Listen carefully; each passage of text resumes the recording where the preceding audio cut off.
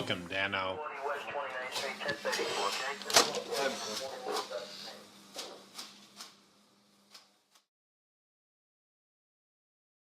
Okay, no Randy Agard tonight. It is just me. We have a totally packed show. I have so many pictures and videos to share with you guys tonight. So I think what I'm just going to do, yes, it is hot as hell, Rod. I have a fan on me again. I'm in my own personal music video. So hopefully you can hear me. I'm not the fan. When I play the videos, hopefully I'll put my thing all the way loud, and then hopefully you can hear them. So just tell me when I start playing videos if you can hear them well. Because tonight we're going to be talking about patrol. Last week we talked about, I put you through the police academy with me. I found the taser videos. So we will be playing all my classmates getting tased. I have a very special guest coming, but he's still on patrol as of this moment. So it's probably going to be another hour before he pops on. And Ben, if you could monitor backstage once he pops on, send him down the chute because I cannot wait for you guys to meet him and for us to catch up. It's been a long time. So I wanted to also give some cop stories. Tasers. Yes, Rod, I know you cannot miss the fucking tasers. And you know what? I know I told you earlier in the comment section under that post that it is so hard to watch, and we'll get to it. But Crowder was one of the kids that is like, that's the worst for me. I might have to look away. He was like just a hair old enough to become a police officer, and watching his face, you know that I'm very into body language. In fact, I taught interview and interrogation tactics, body language, and lie detection for the Los Angeles Police Department. And watching the innocence leave his face is just like, I can't do it. It pains me to watch some of these people get pained. But we'll do that when our special guest gets on. And so nobody use the Q word, because we're hoping that he has a nice, safe, short shift and that he gets off on time so that we can dive into the shit. Maybe before he comes on, just talk a little bit about PTSD, because about 33% of first responders do get PTSD. And not Quidditch, and don't you guess another one. And, you know, burnout is real and PTSD is real. The job does change you. I was an LAPD cop for over a decade. And then I went to another city that sucked ass. I do have that graduation video for you. It's a little long, so I think I'm only going to play pieces of it. I think Pammy had said that she wondered if I still had my shirts from the academy. There are more grass stains on the back of the shirt than the front. I don't know what that means, but probably I did a lot of sit-ups in this shirt is my guess. And maybe some tear stains on the front, grass on the back, sort of the cop mullet, I suppose. And also just like identity after the job. I'm not a cop anymore. I'm a firefighter. Mick with the taser videos already. Listen, we are waiting because one of the people getting tased will be a guest as soon as he gets off work. Oh, my camera is fuzzy. Did that fix anything? There we go. So I work for the fire department now. We'll get into a little bit of the fire academy. I don't know if I have videos of the fire academy, but I was talking to one of the old timers the other day just about like identity and what he's going to do after retirement. And he just gave me the most like dead look on his face and said, probably die. And like that was it. So there's a lot of identity that gets like wrapped up in these jobs. You know, it's not like working at a beauty supply anymore. Like you make connections with people that become your family and for life. And some of these people truly are friends for life. So I was not very happy to see that Boomer is only looking forward to dying after he's done being our fire inspector. But, you know, that's kind of part of the job. Oh, hi, Greg. And monitor over on Pilled as well. I already saw Big Hair Tsunami causing big trouble over there with those subscriptions over on Pilled. And hey, Red Bike. So, okay, it does change you. The job does change you. We're talking about some, I'm going to send you through patrol as I tell some stories about some adventures I got on while I was on patrol. It's probably why Grandma's going to be wearing her glasses, because I got to go from showing my screen and all that good stuff.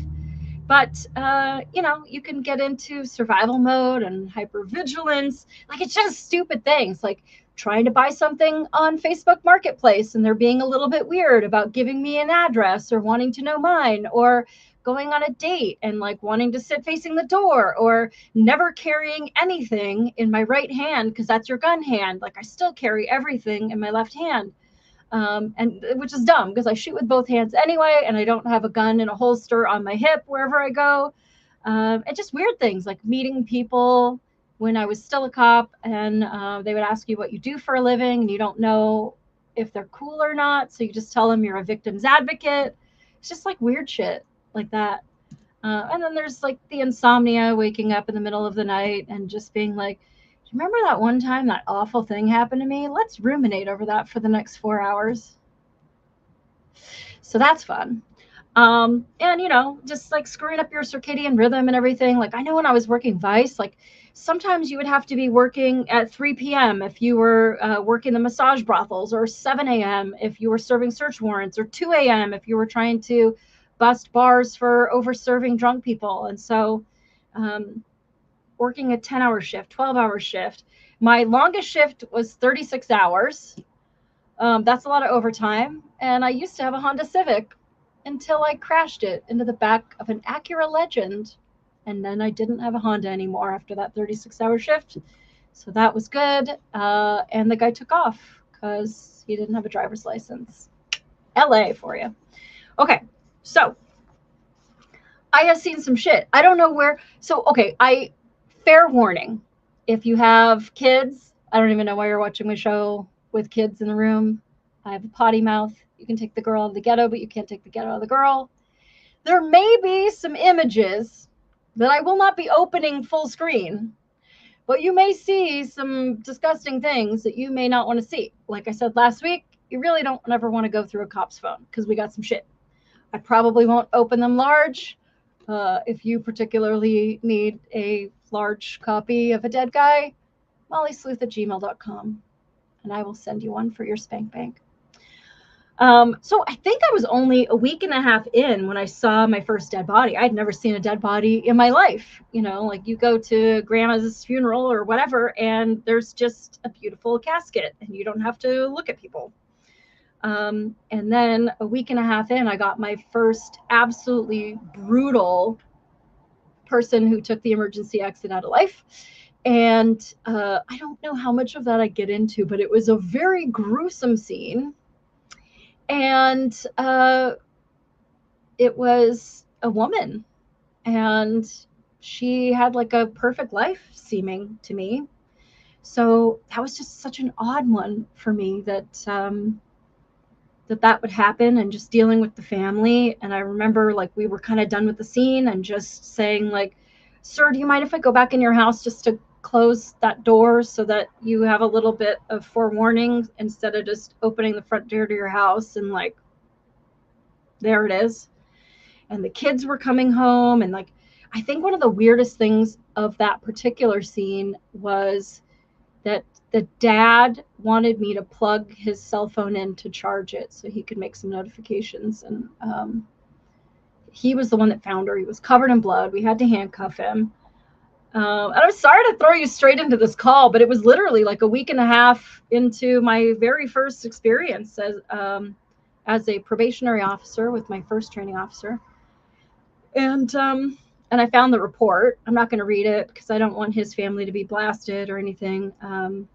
But it was really haunting. And I think about that woman and, well, her family that she left behind, and hope that they're okay. And I've gone through that with several people that I knew from LAPD and now the fire department that I'm with. And I don't know that anything ever prepares you for it, but just it's it's wearing a lot of hats to be able to compartmentalize the forensics of this needs to be preserved with this person needs a hug. And it is a balance, the whole job is, and I loved that part of it. Although I guess there's probably people who feel that being a cop is just like being a hard ass all the time. It really is such a balance of being the good guy and the bad guy, being the person you need so that I can get the best out of you, whether that's a witness statement or for you to comply and just put your hands behind your back.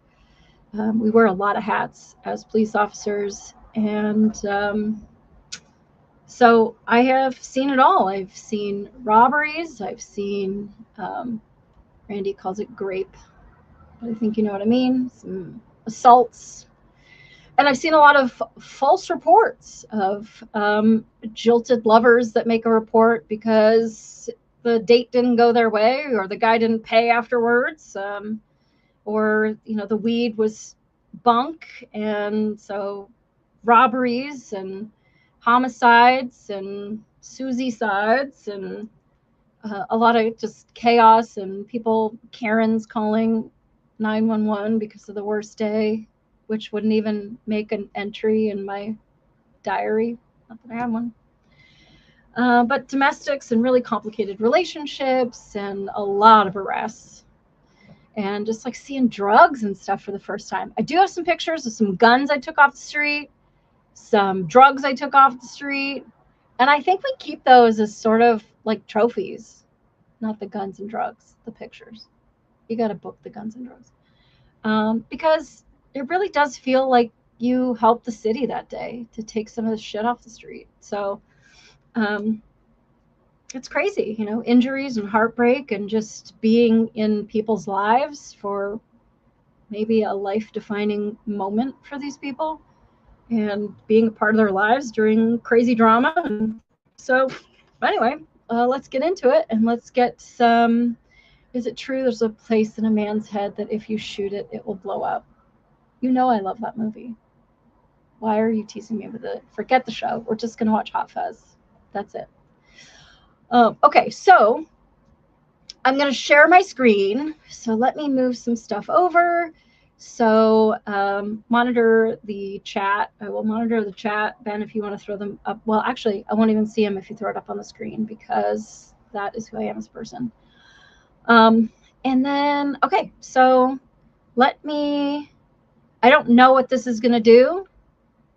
So let's see. Ooh, look. Okay, so hopefully, is that working for you? Can you still hear me? Can I get a 5x5, as they say? And let me move this over.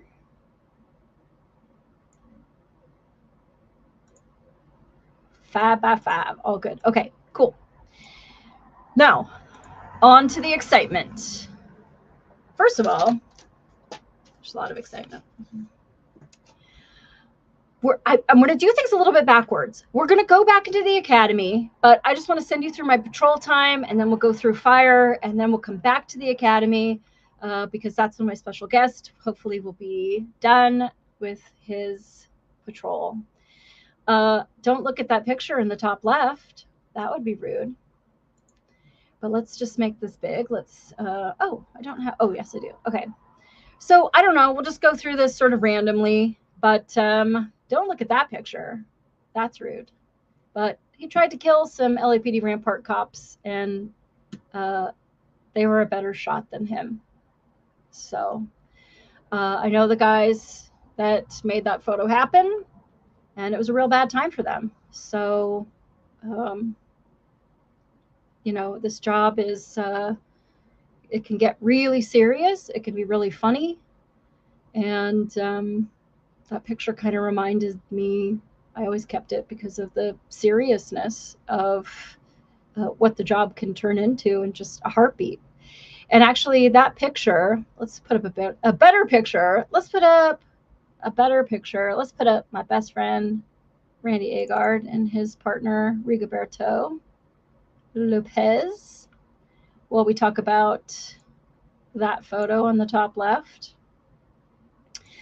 So actually, this picture on the top left, basically, it was a guy driving a car. He pulls up next to a guy, and they couldn't hear my friends that worked LAPD Rampart Division were in an undercover car, and they were on patrol. They were looking for burglary from motor vehicle suspects. They had had a bunch of car break-ins, and they were trying to find who was breaking into cars.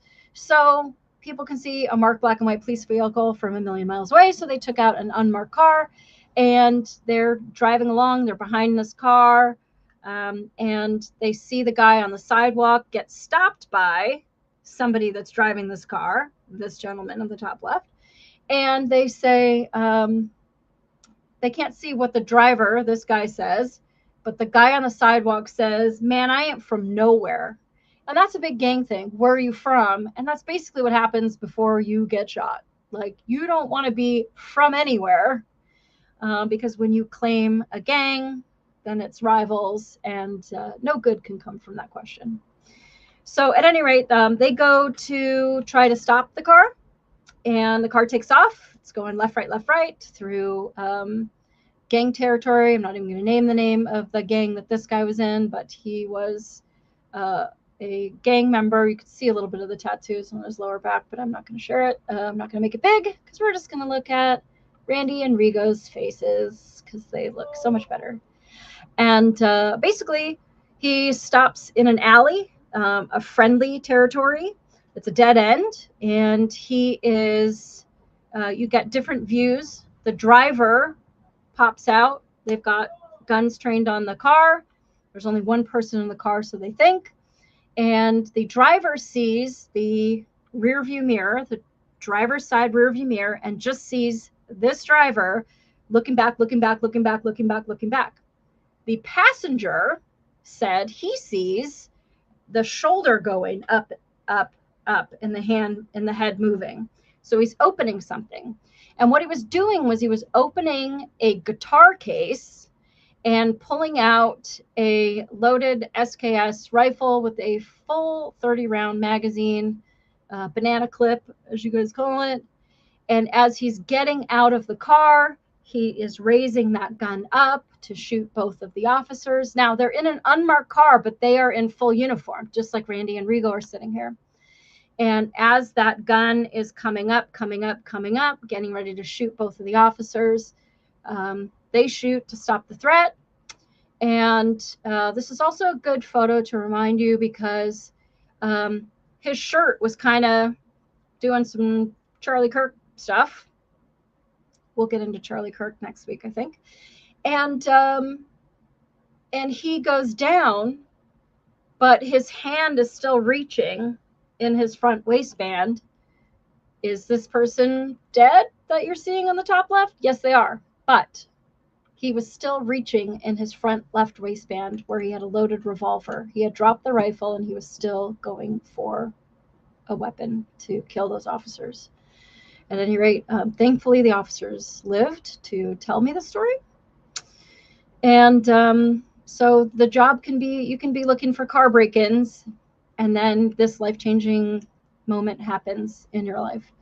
And then not only are they worried about him, although that threat is over at the time, you're now in an alleyway with friendlies, meaning that entire area is all his gang. And what are they going to do to you once they see this dude on the ground? So you always have to be watching your six, as they say, which means watching your back. And let's get into some more pictures. Let me just check the chat real quick, like. Cop shoot, yes. Oh, yes, you can. I see dead people. You're gonna see some more dead people, okay? This is a cool picture. I was able to go into the, can I make it bigger? I know it's fuzzy, but listen, you guys know my technological challenge that I have on this earth. And apparently this was 2018. I was working Hollywood division. They set me up in the airship, which is the LAPD helicopter. We got to fly around and look at the city in a totally different way than I've ever seen the city before. There was a robbery that happened in downtown Los Angeles. The suspect threw a gun on a roof, and we found the gun, and it was really exciting. And although you think helicopters are so high up, it was pretty easy to see that gun on the roof, even though clearly this was at nighttime. And just it really changes you as an officer. So Grand Rapids did not have an airship, but LAPD does a lot of work with airships because it's a huge city with a lot of traffic, and you've got people, motorcycles that can get away on you really quick. And to have that eye on the sky really takes control over these perimeters and these scenes that you set up to find fleeing suspects. And so it's a big expense, and like only the cool kids get to do it. And I guess a couple of my classmates are now on the airship, which is crazy to me because that is such a prestigious job. But, you know, I think they've got almost 20 years on the job now. So they have earned it over many years. And so that one, it's a shitty picture, but that's a pretty exciting one. Okay, I did work Hollywood division, and this probably isn't the best photo of it, but okay, on Hollywood Boulevard, you have all these people that dress as celebrities to get tips from tourists. And here we have Chucky, and sitting behind him is a Michael Jackson impersonator. And I don't know who the other two, maybe they're unrelated. So again, a shitty picture. Sorry, like I never thought I'd be sharing these photos in my life. But here is Chucky and Michael Jackson under arrest. Now, what they would do, here's why they were under arrest. What they would do is they would tell you that you are going to take pictures, whatever, with them. And did you do any barrel rolls? No, we did not. So the characters on Hollywood Boulevard, and like the girl who played, well, she was sometimes Cinderella and she was sometimes Marilyn Monroe. And she gave blowjobs over on Sycamore and Orange Street, you know. But the other ones, they would just be like, oh, do you want to take a picture with your kid? And you would be like, oh, yeah, totally. We're from Florida or whatever. Sorry, just trying to get my camera to reset. Cool. And so you just think they're there for like tips or just to like, I don't know, you don't really think about it. And then they take the selfie with you. And then all of a sudden they're like, it's $50. Like, oh shit, $50. I would have never taken this picture had I known it was $50 or $20 or $100. And like, they're never upfront with you about how much this is going to cost. And then the tourists are like, well, I don't have that money. Like, hey, you know, Michael Jackson, Cinderella, like Spider-Man. There were like 4 Spider-Mans. And so Spider-Man would basically rob the tourists and take off. And then there's 4 Spider-Mans. And it really is like that meme where they're all pointing at each other. Like, it wasn't me, it wasn't me, what is me? And so they call it an Estes robbery. Robbery is the taking of property by force or by fear, 211 of the penal code. And so an Estes robbery is just sort of like, you don't feel free to leave. Like there's intimidation, coercion, something where it's not really like you giving this $50 out of the kindness of your heart. They would follow you to the ATM machine and stare and like watch you put in your PIN number and like get all the characters to be on board and go with you to like go get this money out of the ATM. And so there was a whole crackdown of these characters trying to get them off the street and all that good stuff because they were fuckers and they were committing felonies. They were like shooting heroin. There were a lot of really bad ones. Were there any ones that were good and just loved talking to kids and stuff? There was a lot of sex offenders, I could tell you that. And you're sending your little kid over there to like go, you know, be in the crotch of somebody that's playing fucking Darth Vader or whoever. Don't make Darth Vader the sex offender. Anyway, shit happens. All right, let's get back to it. So, patrol. Maybe I could do it this way, and that way I could monitor at the same time. People do, we do arrest our fair share of people who are transient. So this guy's flying a sign. He needs a grand slam. So there's a place called Denny's, sort of like a Waffle House if you're not from the Denny's, if you don't have a Denny's. And so, but he really was a heroin addict. And so you're seeing that eyeglass case with his hype kit there with his needles and his balloons and that little, he's got some little vials there of water to cook and all that good stuff. And, just other trash, weed and stuff, and a couple of cell phones and some pills and whatever. So this guy was somebody that we arrested. And he is telling people on the street that he needs a grand slam, like he is slamming heroin. And so basically that sign became part of the evidence that we booked into custody. I think I'm going to go into, well, this is win or lose, the Lakers fans riot every year. This was one such riot that I went to with my best friend, Randy. His mouth is full of disgusting shit. We'll get into that next time I see Randy. There is a lot of disgusting things that you get to see. And yes, I'm going to make that one big and make you look at it. So have fun. Take a good look. There's a lot of sights and smells on this job. This is when we went to the Lakers riot. So they made me sit in the back seat. That's a hard seat. It's probably had shit, piss, all kinds of stuff on it. And you're locked in. So if we were to get shot at that very moment, I need somebody to come unlock that door for me because those doors you cannot open from the inside. So I guess that's why I'm making that face. And I had to sit with this guy, Saul Moran, who got Randy fired. So I think he's a piece of shit. And let's look at Randy and Rigo again. So we were all working Hollywood Division when we went downtown. And there's a good video I will show another time when Randy. I will get to this guy, but it's actually a funnier story because I do have a video of that. So we're just going to keep going through this shit. This is when I was working West LA, I believe, with that 8-7 shop. Long live the Crown Vic. This one was kind of funny. I was working LAX and I had bent down. That's my flashlight. And I had bent down to talk to this canine handler and to get to talk to the dog. And the dog bit down on that flashlight and would not fucking let it go to save his life. Would not. And so the canine handler had to choke the dog, which I felt so terrible about. But he's like, the dog's never going to let it go. Their play drive is so intense that there was no way to let go of my flashlight. And my flashlight had teeth marks in it. It still has teeth marks in it, but I had to turn that flashlight in when I left and went to Grand Rapids Police in 2019. And this was 2010. So, Pelican is the brand of that. There's a lot of black tape on it. We use it for various shit. I was sort of a tackleberry. I loved having a lot of tactical stuff on me. And I would use those tape pieces to be able to keep doors open so that other responding officers could come in case, you go into a big apartment building and you get shot at or something, that door is still open because you try to put a potted plant or a rug in the door and somebody's going to move that.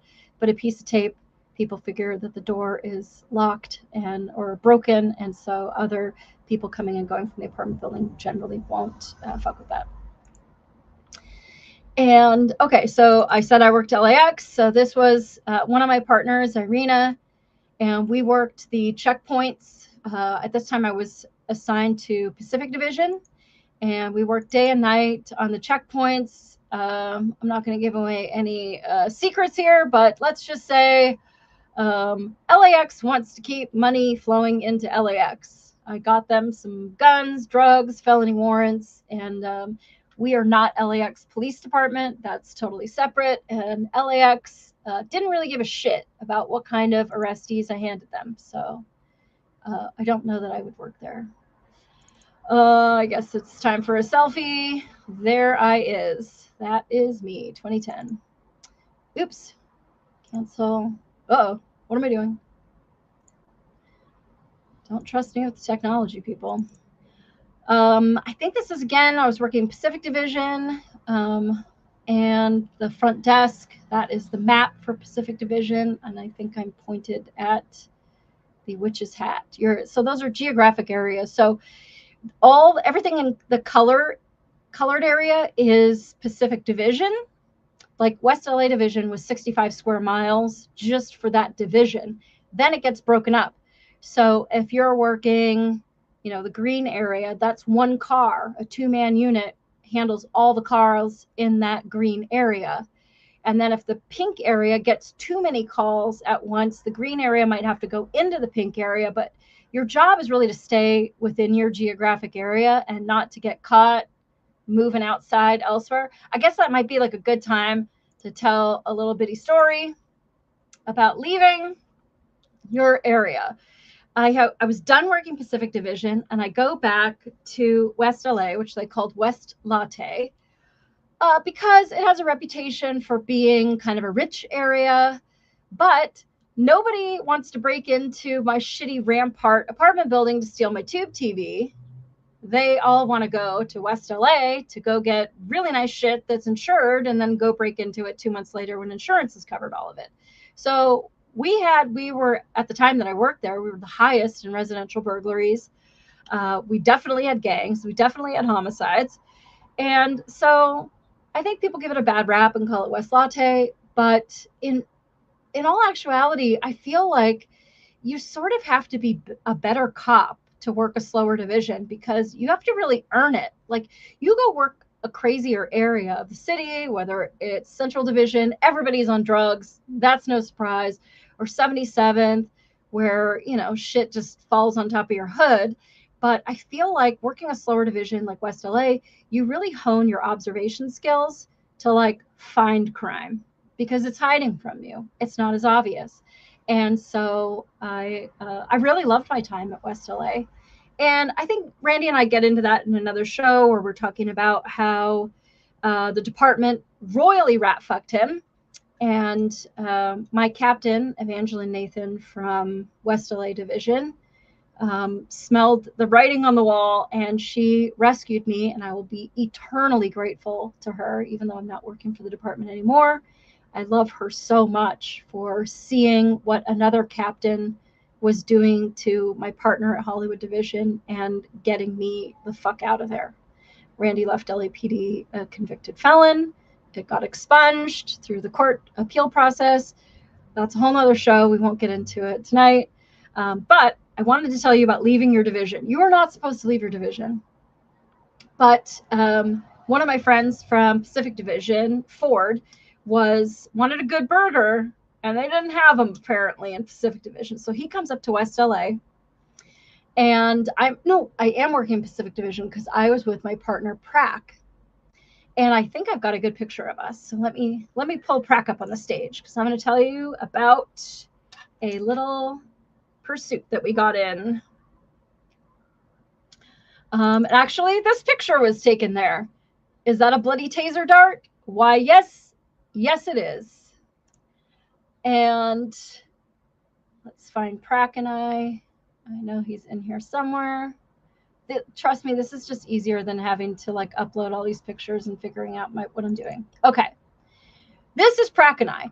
This was a different night where our sergeant had shot a guy in the head. He was a robbery suspect. It was a whole thing. There was a big perimeter, and it was a whole thing. It was a very long night. But this is my partner, and we hear a call come out that that Ford and his brand new officer, his first night, wheeled to Pacific Division, and they get we have no idea how it started at the time, but what had happened was they were just trying to get a burger, and this guy all of a sudden pulls in front of them and does a big donut, just skidding out in this intersection and taking pictures of Ford and his probationary officer, and then takes off. And it's like, oh shit, now what?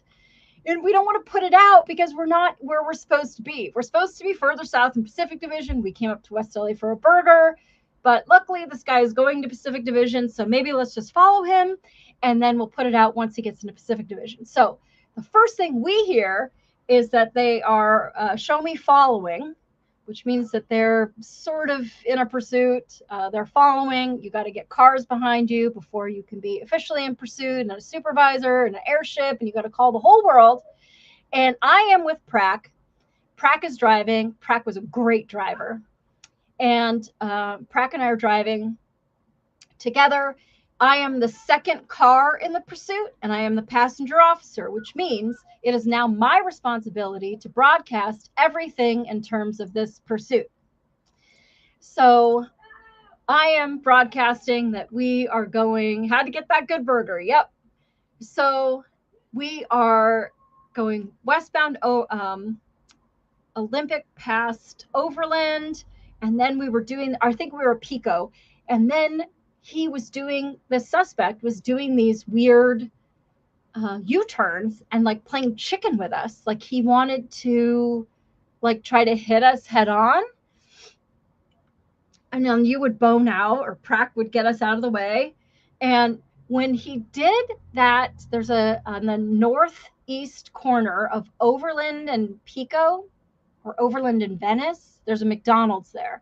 And I remember him doing a U-turn there. And that's the first time I got to see his face. And he had a really pronounced black eye. And I'm like, what the fuck is this guy doing? He's trying to get us like involved in a chase. And so at any rate, we go and we are trying to get him in custody and trying to get him to stop his car. He will not stop his car. And so we, as he's doing these stupid U-turns, like we all got discombobulated. And then the first person in the pursuit is no longer the first person. Then we were the first person, and then he got around us. And then he's with the sergeant. So anyway, the sergeant does a pit maneuver, which I have pit maneuvers on video. We'll be seeing some pit maneuvers tonight. My very first pit maneuver, both pitting somebody and getting pitted. You'll see both of those. So I got to hurry up because I got too many things to be talking about. And so I'm just throwing some of these away so that we can streamline this. And so anyway, the sergeant ends up pitting him by himself. That was all drama because was he pit certified? Are you allowed to do a pit? How far behind were we that we could come to his aid? But he pits this guy, and the car bumps up onto the curb and it stalls. Now, could he have restarted the car and taken off again? He doesn't know that, and we're not going to tell him. So we pin him in, and, you know, guns are all out, of course, and we're giving him commands to get out of the car, put your hands up, whatever we are telling him to do. He doesn't give a single shit. So he is not following any commands at all whatsoever. And so we end up we got to break the windows. So Prack didn't have his baton on him. It's a 24-inch lead pipe with a wooden Yawara handle with a rubber knob on it to be able to grab it. There's a lot of maneuvers that we do. I think I'll show you some of those. But at any rate, he forgets his baton in the car. I have a collapsible baton on my hip and my PR-24, which is the regular baton. And so I throw him my PR-24 over the hood of over the top of the car so we can both break the windows.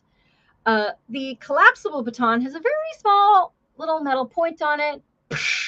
And then I just ring it like a dinner bell. My window is totally open. It's good. The suspect is sitting in the car. He's got a pit bull in the car with him. And Pratt goes to bust his window. And I don't know why, but he hits it with the rubber part of the Yawara handle. And he hits it and it goes, and the window is not breaking. And so the sergeant's yelling at Pratt, like, hit it with the baton. It wasn't going. It wasn't doing anything. It was totally stupid. And so then he had to turn it around. And then we did tase him several times, which is where that picture came from of the dart, the bloody dart on the cement. I took that picture that night. So this would have been March 4th, 2011, apparently, if we believe the timestamp on the picture. And then we beanbag him. So he got hit with a beanbag shotgun. And it was crazy because when he got beanbagged, it caused his forearm to sort of like pop up. And I don't know, like if you're as old as me, then you remember that there used to be a Calcan cat food or dog food commercial, and there was like a can of dog food or cat food, Calcan, and a little pill goes into the thing to show that like there's vitamins in this dog food. Well, that's exactly what it looked like on his forearm, was that there was like this pill. But what happened was when the beanbag hit him with such velocity, it caused like a pad of fat to blow up in his arm. It was very odd. Anyway, he's trying to get the dog to bite us. He will not get out of the car, so we've got to safeguard the dog. The dog had one of those like collars on with the points towards it. And so my sergeant and I are both at the driver's side door. And I said, you get his hands, hold the suspect's hands, and I'm going to unclip the dog so that the dog can get out of the collar and we can get the dog out of the car. Because although he's trying to get the dog to bite us, the dog is just scared and the dog wants the fuck out. So he grabbed the guy's hands. I reached in and I unclipped the dog collar and let him have the dog collar, which is still spiked and it's still a danger, but at least we got the dog out. So the dog runs across the street, goes and hides under the car, and the dog catcher had to come later and come get him. And the guy gets taken into custody. And the whole thing was just so dumb because they just wanted a fucking burger. But essentially, why this whole thing happened was clearly the guy suffers from a little mental illness. And who knows what happened a couple of days ago when he got the black eye. But he baited some Orange County sheriffs, I think, into a fight, and he got injured and he got a black eye from that. He had paperwork in the car that he had gone to an attorney to see if he could sue them for the black eye. And I don't know what happened with that, but all I know is that I guess that night he decided that he was going to bait us into a fight and try to get money from us too. I don't really know. Rod, you said the voiceover is me. It's not AI. Oh, yes, because Ben saw one of your tutorials on Instagram. Yeah, Ben and I were talking about you the other day, so maybe your ears were ringing. Okay, so let's get back to some of these photos. And all right, so I'm just going to be dumping them as I go. So essentially, that's Prack and I. Now, I think this was Prack and I also. This is not LAPD's. We went to the city of Santa Monica. I don't remember what case that we had, but the city of Santa Monica had some good money because they bought one of these. We don't have one of those at all. I did have a call once. Let's see. We got a call of a man throwing rocks. No, we got a call, my partner Schaefer and I think I got a picture of Schaefer actually. Let me see if I've got Schaefer. And we got a call of this guy basically punching rearview mirrors off of cars for whatever reason. And as you do, and at the beach, we're working West LA, and they wanted somebody to just shoo him away. They were doing swimming lessons for little kids, and they said, hey, if you can just come and shoo this guy away, we don't really want him, here, but we also don't want to sign a private person's arrest. I don't have a picture of Schaefer. And so there's not really much we could do because he wasn't committing a crime. He busted that rearview mirror. Whose rearview mirror is it? We don't know. Could have been his own. And so who knows? But we go to try to talk to the guy, and essentially, long story short, the fight is on, and he breaks my partner's hand. I broke the guy's elbow. It was like live on the news copter, I guess, was above. And so it took 21 minutes for our backup to get there because LA traffic. So we're fighting this guy for 21 minutes, which is forever. I'm running northbound up PCH with my gun out, giving the guy commands. He doesn't give a single shit. There's some bleeding heart guy with a motorhome parked on Pacific Coast Highway southbound. So he's on our side of the street. And I'm like, get in, lock the door. And I'm running northbound.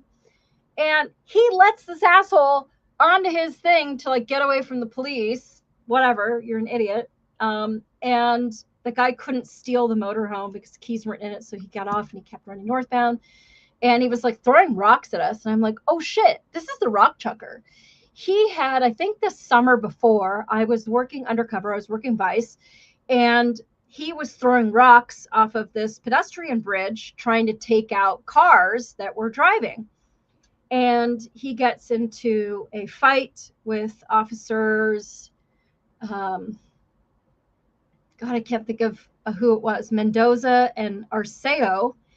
And he was taking one of the officers' guns when a private security officer by the name of Eric Fine, who worked for Palisades Patrol, came and saved the freaking day. Punched this guy. He got his eyebrows split himself. And so we did respond to that call, but we were in the undercover car, so we didn't have lights and sirens, and it took us like 7 years to get to their aid. So thank God for Good Samaritans and private security, because these two officers owe their lives to him. So at any rate, when he broke Schaefer's hand, that was his 13th arrest for hospitalizing police officer. So there's some pretty bad guys out there. And no bueno. Let's get back to the pictures. Okay. I kept this picture to show you when I was working the gang unit. Like, I lived in the ghetto, so there's no finding parking when you're done with your shift at 2, 3 o'clock in the morning. So this is literally a bunk that I brought blankets and my little stuffed shark so that I could sleep at the station. I ended up painting the ceiling of my little bunk blue with some glow-in-the-dark stars to just try to chill out after a long night working the gang unit. I think I've got some other pictures of the gang unit. And I know I've got this picture of the gang unit. Where is it? And so this was the gang unit that I worked. Oh, there's Schaefer on the left-hand side. And one of my favorite people on LAPD, Sam Leon, my classmate that you guys saw pictures of last week. I think I have more pictures of Sam that we will go through. I didn't really. So there was some really good pictures that I had being in the gang unit, but it's mostly about intel, because some of the stuff that you do, like this is a roll call, essentially. This gang, and I won't be, blasting people. Hey, fuck off.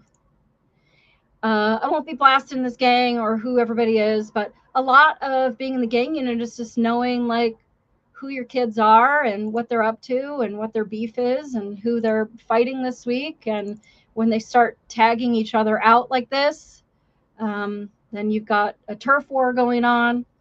And I won't pretend to know more than I do, but I won't say I loved my gangsters, but I respected them. They had families, they had hopes and dreams, and I put some of them away for a good amount of time. And, I still hope that they are doing well. Yes, I got this hatchet. Where? Well, it looks like an ADW, assault with a deadly weapon. I will not show you the picture of the head that this thing hit, but it was in a Mexican restaurant, and I will never forget that tile floor. You just see a lot of gross stuff. This is a gross thing here on the top left that I will not be showing you, but that is a human being that was homeless and was living underneath a bridge and started to have some odoriferous complications, and that's when somebody went and found him. And at that point, it becomes a death investigation. You have to figure out, is it a homicide? Is it accidental? Is it intentional? Emergency exit from life? And all that good stuff. Now, let's see. I just got a lot here. Okay, I'm going to show this video here. We were just blocking the road. This is just the lighter side of being a cop. We are blocking a road during a 5K, and I actually don't want to play the audio. So let me see if I can do this and then stop the audio, because the audio, she is playing motivational music for this 5K. I'm making air quotes like you can even see me, but let me see if I can do this and not play the audio.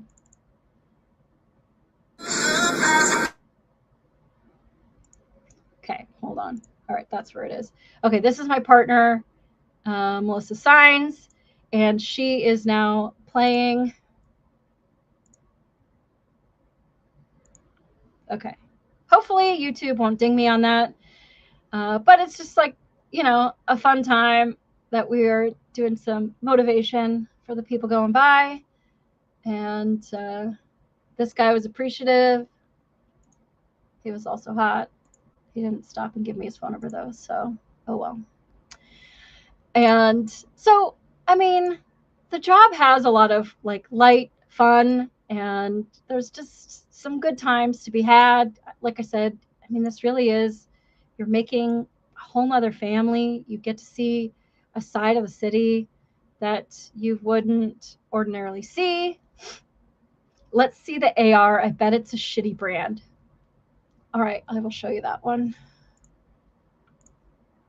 Okay. This is my partner, Markel. He was so funny. Collapsible stock, EOTech lighting system, basically just a lighting for the shots, you know, for a long distance shot. Got the bipod right here, set down for a long shot, so stabilizes everything. Right. Got a light here. Ultimate in clearing a house. And I have a sling for it. It's good to go. Got 200 rounds in the shop. Okay, now when you retire, do you get to keep a 30-round mag? That's still in question. I'm going to keep them. That's still in question. Come get it. I bought them. I'm going to keep them. Total Boonerville. Okay, and can I just get hearing? Sorry, wait, what did I do? Could you hear him speaking? Because I want you to be able to hear those people getting tased. Oh my gosh, we have to hurry up. Could you hear him speaking? Yes, audio works on bits. Thank you. Okay, so let's just blow through some more of these pictures. Okay, I do want to talk about this picture. This is what happens to all police officers that start day watch. So I was working night watch for a long time. Then I started working days. Basically, my hand was tan, and then I got a sunburn on my arm, and you're always wearing a watch so you can tell what time it is, you know, while you're making announcements or whatever. And so this Neapolitan sandwich is pretty typical for white people that end up working and going to day watch for the first time. And so, sorry if this is your kid, but he pretty much wanted to be in a picture. That was like a parade that we were a part of. You know, shit happens. We see a lot of people not at their best. I don't remember exactly what this arrest was, but somebody else had caught him, because let's just say I wasn't the one that duct taped his legs together. So we left that duct tape. We opened his legs for him. That duct tape is still on him. And that was probably a rough night for him. This was on Pacific Coast Highway. A Ferrari had split in half. It was driving so fast into a pole, and it launched, and nobody made it from that one. What is that? None of your business. And I did want to show you also some other, like this situation. Yes, Rod, a farmer tan.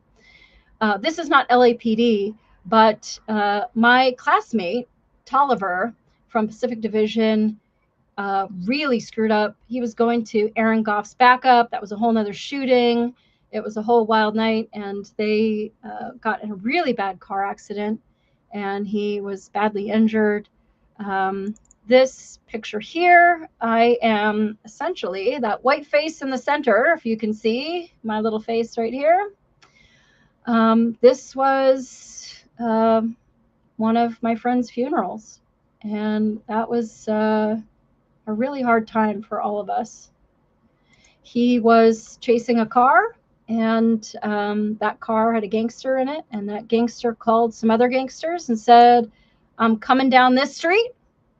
You might want to come and stop these cops. So there's Randy and I will show that another time. So you do see your fair share of people that fucking hate you. This is a funny video. This is, he's wearing a spit sock. So he's already tried to spit on one of us. He is in an ambulance. We are transporting him to the hospital. So it's possible that we had tased him because he's got to get medical treatment before he can be released to the jail facility. Or if he was overdosing, or, you know, there's other reasons why they would go to the hospital before jail. So that is what this video is here. Look at your fucking cell phone, you sexting piece of shit. You fucking faggot ass bitch. Yeah, keep sexting, you fucking moron. You fucking sick bitch. So I like to make a lot of friends. And that was just one of the many friends that I have made on the job. But actually, for the most part, people were very cool with me. I had some really great cases, especially as a detective, when you're helping people find their stuff and taking things to trial. You know, you would make friends with the community, with some of the business owners that are out there that would be so appreciative of the work that you're doing.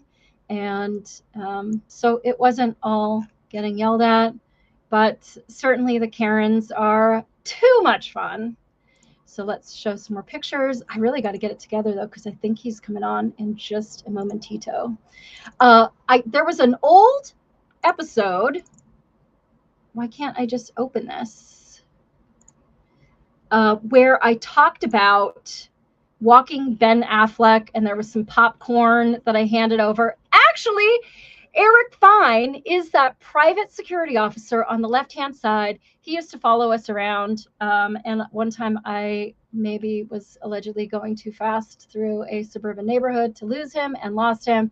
I pull up at the next business to just be like, haha, we lost him. And then he like pulled up and I was like, God damn it. But anyway, we got approached by Ben Affleck, who I later ended up, or actually before this, when I was an actor for many years, I did a soy milk commercial with him. He was very annoying. I think I told that story. But I said I couldn't find this picture, and I looked a million times through Google, and I could not find it.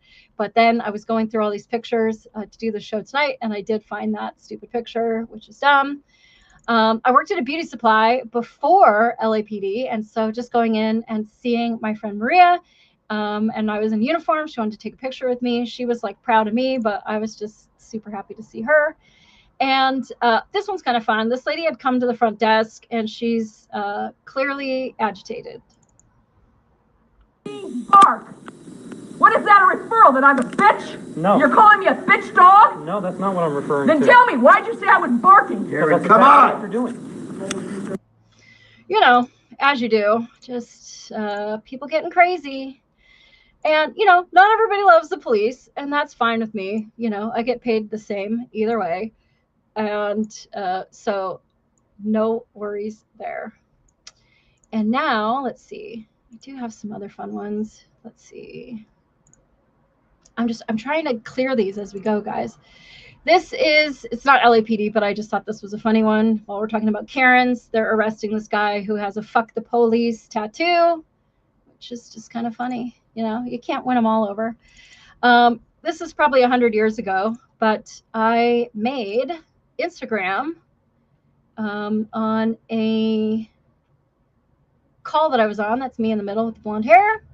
And that's a traffic unit. This guy was, I got a whole story about this girl. She may have allegedly keyed my car from bumper to fucking bumper because there was a guy, I don't even know where I begin this story. There was a guy, he was punching out all these windows and rear view mirrors, and he broke a champagne bottle over this woman's head who required a lot of stitches. And he was just like this one-man Godzilla, like blowing through town. The FBI caught him at Trader Joe's and put some weird medieval handcuffs on the guy. And she put on a backup. Here's what I can tell you. She got into a lot of fights. I won't even say her name because it's not even worth it. She got into so many fights that nobody wanted to come to her backups. I'm working with a newer officer who's like, we're not going to that. And, oh, no, wait, he had time on, but she had a brand new officer that she was working with. She was a training officer. And I was like, we're not going to the help call because of her. We're going for that fucking kid.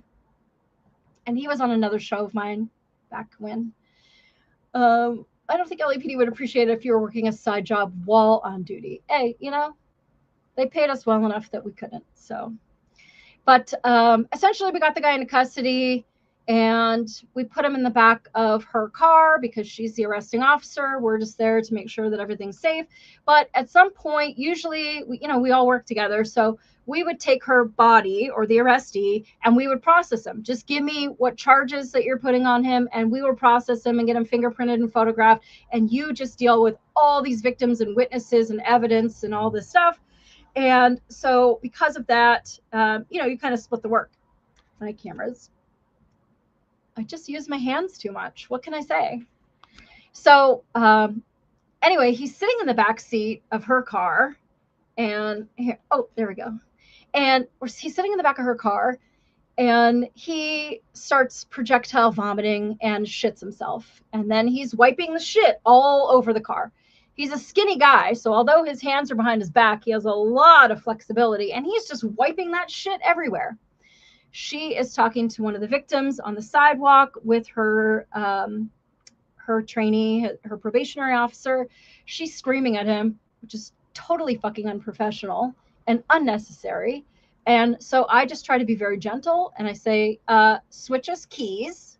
We're going to take your car with your arrestee to process him for you. We're still going to do you a solid. We're still going to process him, but we're going to take your car.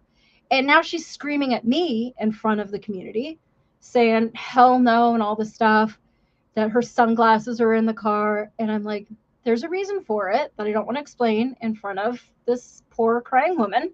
Just give me your keys. And so I basically had to tell her, like, he shit himself. Now she's yelling at me like I made him shit himself. And anyway, we take him back. He's projectile vomiting. He's got to get an ambulance, the whole thing. And before she takes him up to the jail facility, she wants to hose him down. Why? I don't know. We're the one with the body. We're the one taking him. And why? Because we're trying to help her out. And she wants to take him to our car wash and hose him off. I said, this isn't the Holocaust. We don't hose people. She took a lot of offense to that. And the next thing I know, my car was keyed from bumper to bumper.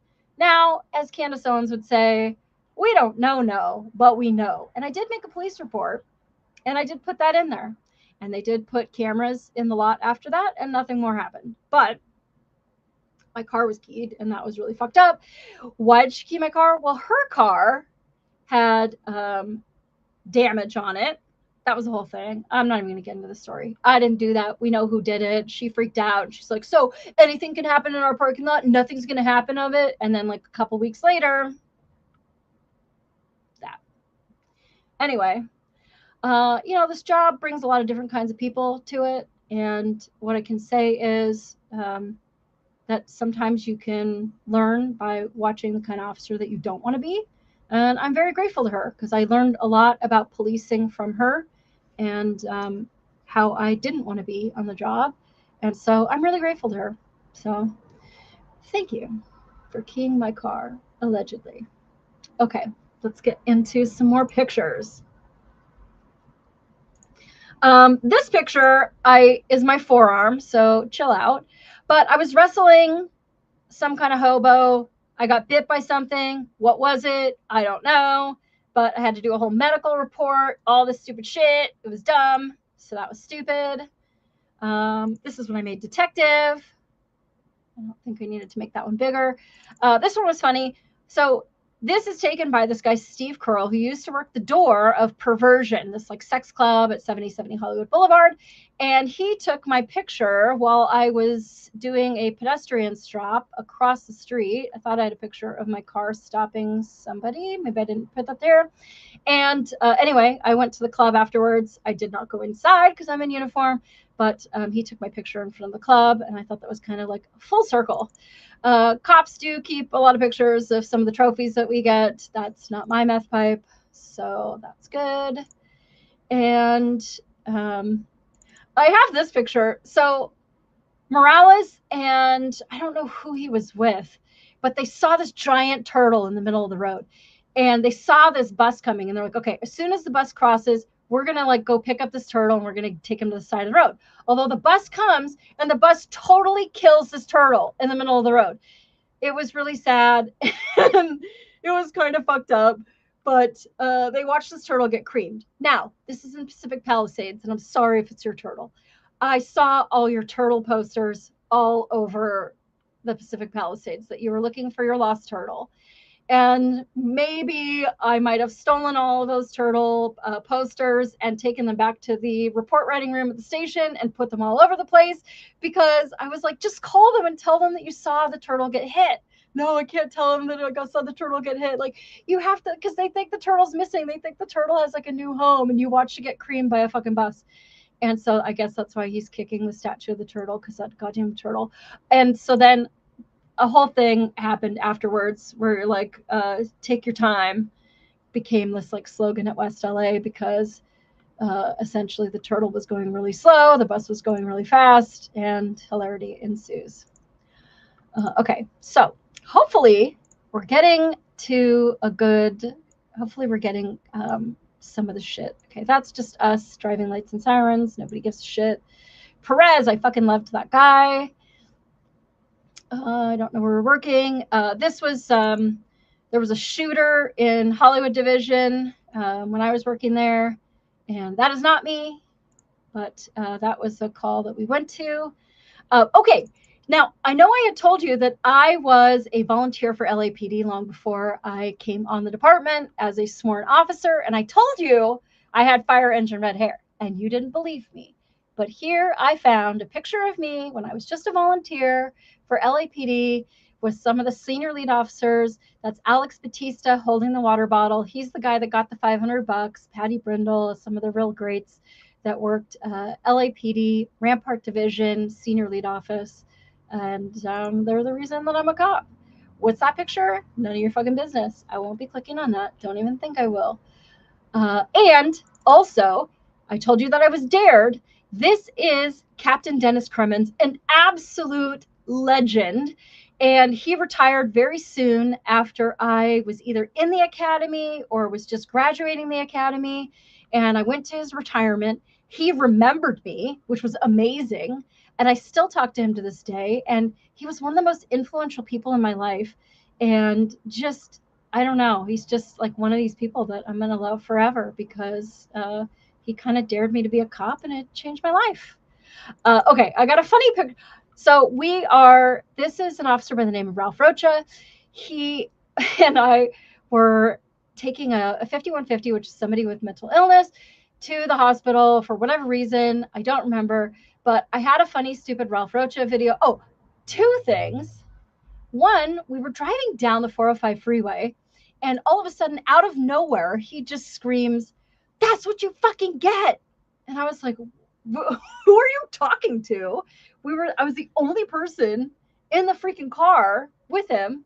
Like, who are you even talking to? There was like somebody that was like broken down. Sorry, I'm just trying to reset my camera here. Maybe you just don't even see me the whole fucking thing. Does that work? Does that work? No. And then a second time, we were going to a code 30 ringer, which is somebody's alarm that is electric knee and Calcan story. I'm supposed to tell you about these things. I do have a picture of an electric knee, but I think that's in the academy. Well, obviously, my $12 camera is not cooperating. Oh, there it went for half a second. Well, fuck it. Okay, so we would, oh wait, am I sharing the video? Oh, yes, I am. Okay, so here is one of our arrestees. This girl was a prostitute, so I'm not showing her picture.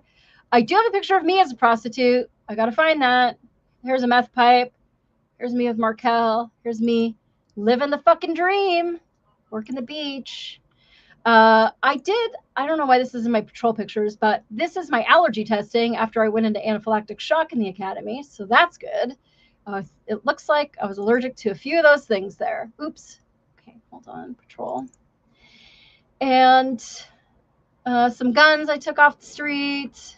And here's 17.5 pounds of marijuana that I may have taken off the street that they didn't want to file charges on. Fuckers. I did want to show this. So here was when I was just a recruit, or just a P2, which is police officer. I had an ID. I got another ID when I made detective, which then I became detective. Why is that picture not showing? I don't know. That's really weird. Well, you see it small. I don't know why it's not showing. That's very odd. That's very odd. I don't know. Oh, this is this is a stab mark and some blood spatter on the wall. That was part of the whole weed caper. It was a domestic violence situation. I think this might have been Tolliver's car. I told you my classmate got into a really bad accident, and this might have been the accident. That might have been his car that he was in. He's fine now. I do have an inordinate amount of pictures like this where you would find some, turd with a bunch of jewelry on them, and they said that they found it in a trash can. So you'd have to take pictures like this, and sometimes you would take pieces of the jewelry out of the mix and just show this picture, and then people would say, oh, that's my bracelet, or that's my necklace, and you would say what else was with it, and then hopefully they knew about this like green charm, and then they could identify the items. Like that green key would be a really great thing that I wouldn't put in the picture because that's a real distinctive item. I'd say, well, did you have a key necklace? Oh yeah, it was pink or something. And then you would know that this shit wasn't theirs. But a lot of times, like, you find the crime, but you don't know who the victim is. And there's so many burglaries, and people just say, I had jewelry taken. And so who knows? Let's see. Okay, so this was my best friend in the LAPD Academy. And the reason she has patches on her shoulder is because she worked the airport.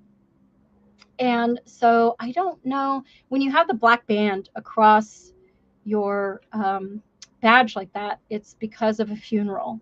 But I feel like this was our graduation photo. So perhaps there was a death at the same time. I got some guns that I took off the street.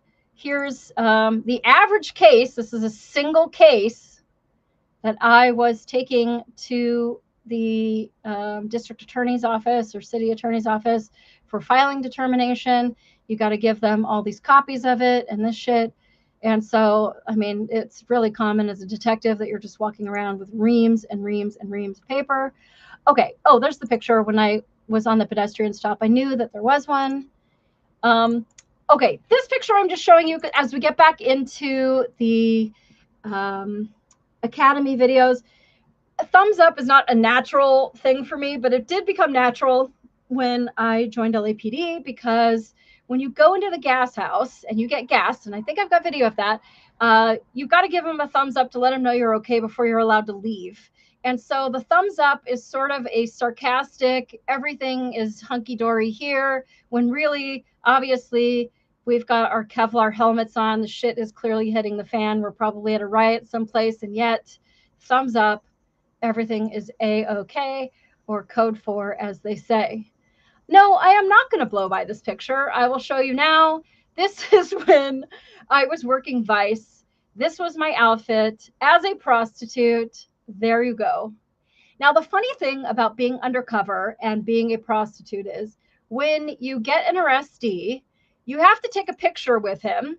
So this girl is also an LAPD officer. She was a prostitute with me that night, and she apparently had arrested this guy for soliciting her for prostitution. And I don't know where the pictures of me with my Johns are. I think maybe this is one of my Johns, or maybe he was just a pickpocket. I don't remember, but that is the same night, I think, or the same week, sting operation-wise, which is what we were doing, was a trick task force. Took a lot of guns off the street, a lot of ammunition from some prohibited possessors. Not many people get a pirate gun like this. It's a lot of paperwork, but it really is great to be able to safeguard the street from bad guys that are armed. And that might be, here was my desk as a detective working West LA. My monsters would keep me happy all the time. And I was going to tell a stupid story about that guy, and these memes that we made of him, but I guess not. Here's Bermuda's. Fucking love this guy. I love this guy. He checks in on me every 50 years or so.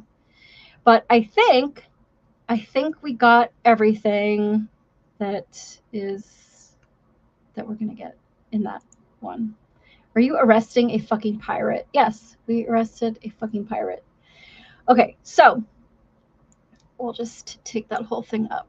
Now, I'm still sharing. Okay, so Taser, this, that.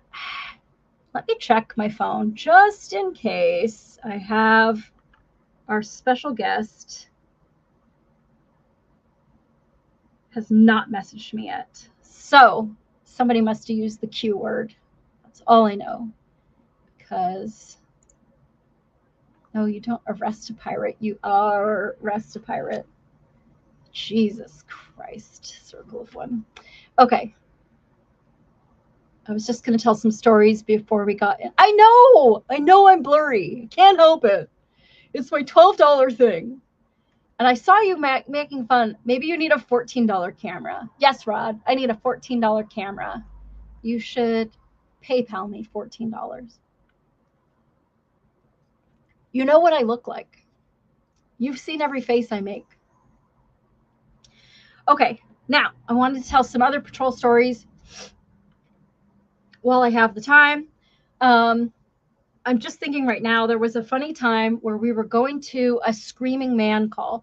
And a screaming man could be the suspect, he could be a victim, it could just be a really good football game. Who knows? Oh, thank you, Ben. Yes, I do this show every Friday night. If you guys want to subscribe, if you want to give me a little thumbs up, costs you fucking nothing, makes me feel like a superstar.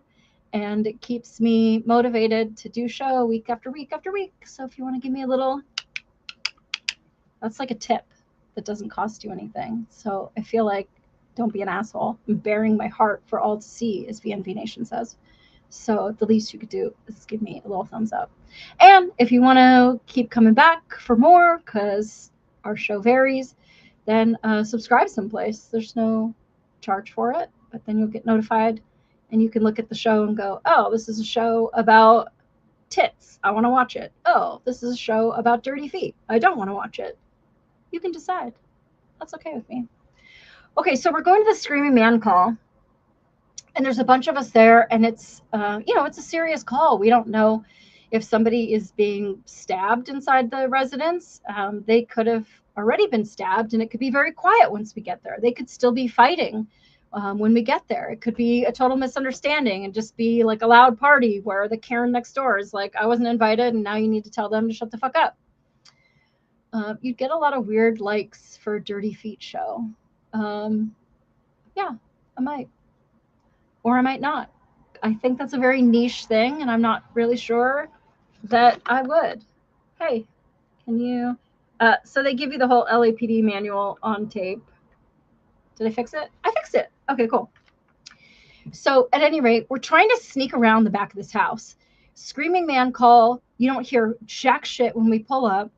And it's scary because you're like, okay, we need to know if there's anything going on inside. And one time I just saw the swish of some vertical blinds. And that was enough to know that there were still people inside. And it was enough to be able to kick the door. And that was a child abuse case that I will never forget. There was a little girl that was locked inside a dog cage.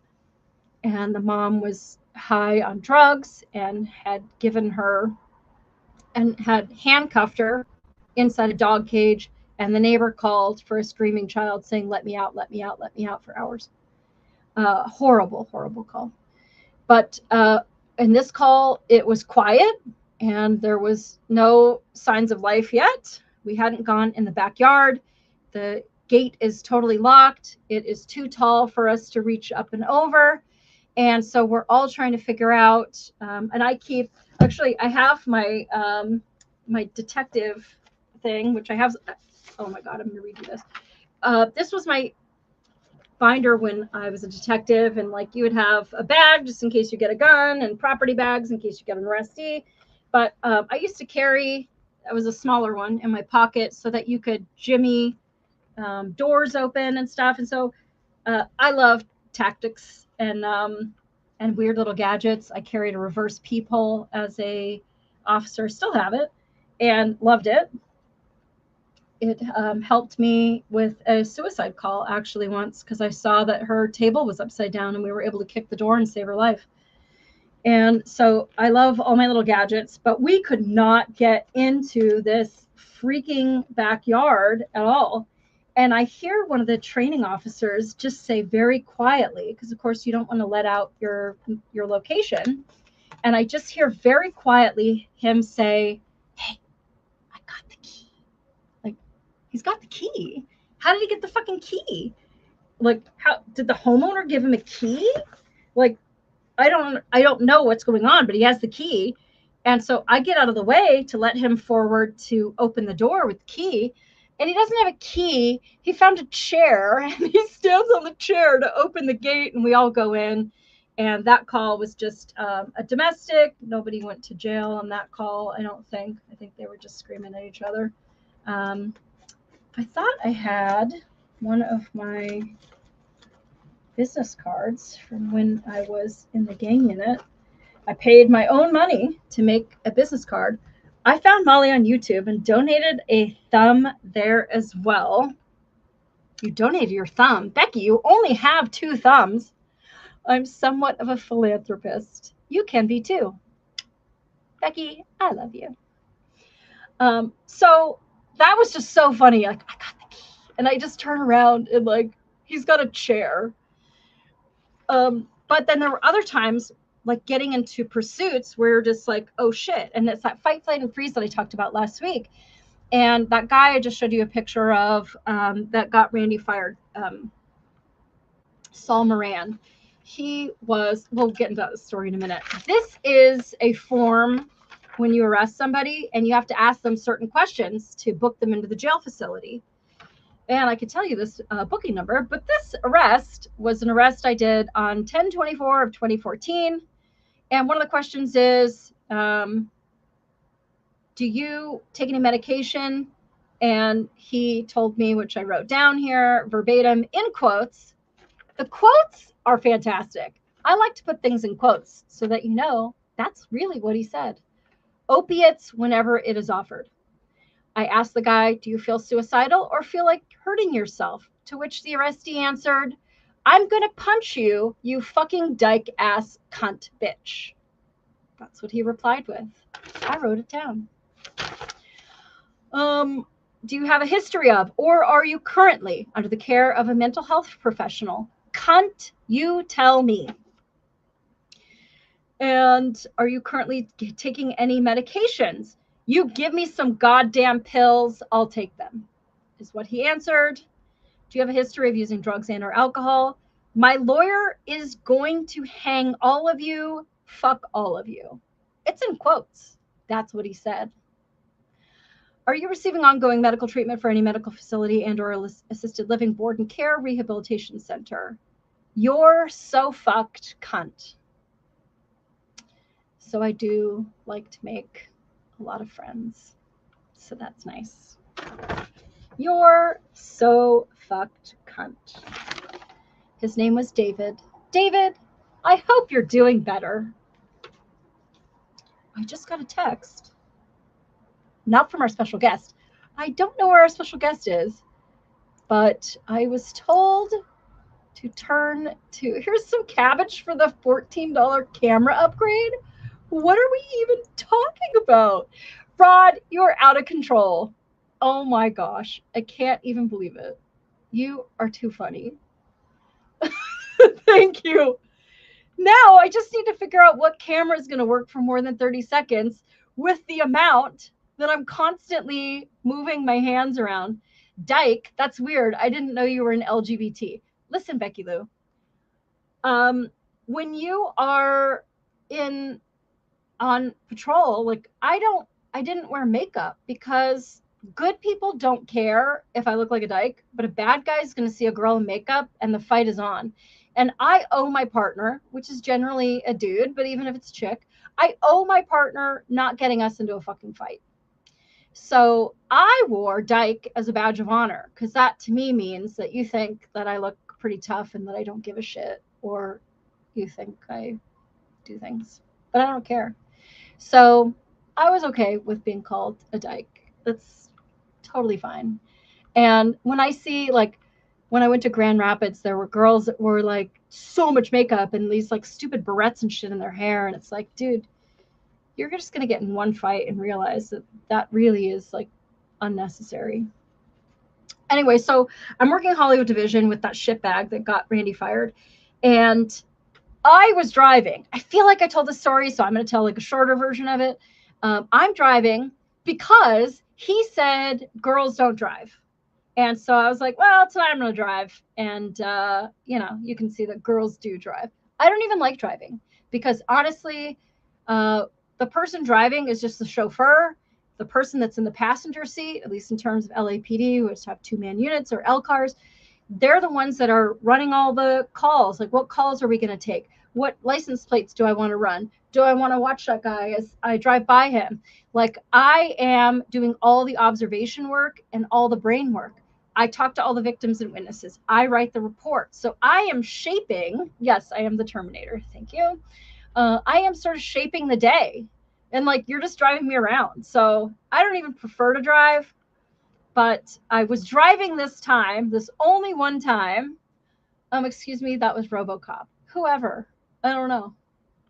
Whoever. It wasn't Hot Fuzz. That's all I know. And we have license plate readers on the car. However you feel about Big Brother, they do help people get their stolen cars back and help us find felony warrants and murderers and all kinds of stuff. So that is the price you pay for relinquishing some of your freedom. Our license plate reader hits. He is not used to being the passenger. He's not used to the car. He's not used to the computer, I mean. And he freezes. I'm telling him to run the car in a certain way, and he's just like losing it, and he can't find the backspace button, and he's just like really losing it. And so I was just like drumming on the steering wheel. I have 5 heads looking back at me in this stolen car. We're directly behind it. We are on Hollywood and Schrader going eastbound, and there's a footbeat unit driving up the center divider lane. They stop directly next to the code 37 stolen car, and like, they're in the line of fire.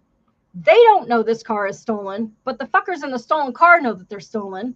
And so you're putting their lives at risk. Put it out over the radio. We have to verify. You don't have to verify shit. Put it out. So as I'm screaming at him, the car goes, oh shit, they know. And they peel off. They're going southbound. They're going westbound, southbound, westbound, wiggle, wiggle, wiggle through Hollywood Division. And Big Hair Tsunami, are you over on, you grifted another subscription over there? Hello, friend, over on Pilled. I love gifts. They are my love language. So that running chick with the vodka or whatever that is, I love that. I had to run a lot in the LAPD Academy. They did not give us any beverages. Yes, no running. See? No running. No running, especially without a jog bra on. Okay. Stupid computer. So anyway, like I was telling you with the other pursuit, the person that is the passenger, they are the ones that is going to be the one that is broadcasting. Although my partner froze and he couldn't broadcast shit. He was holding the microphone at the door, just going, go, go. As I'm fishtailing, they go into a dead end parking lot, which I knew because I went to a lot of Hollywood nightclubs. So I know that they're hitting a dead end. And so I was the one that broadcast. And it's a whole thing.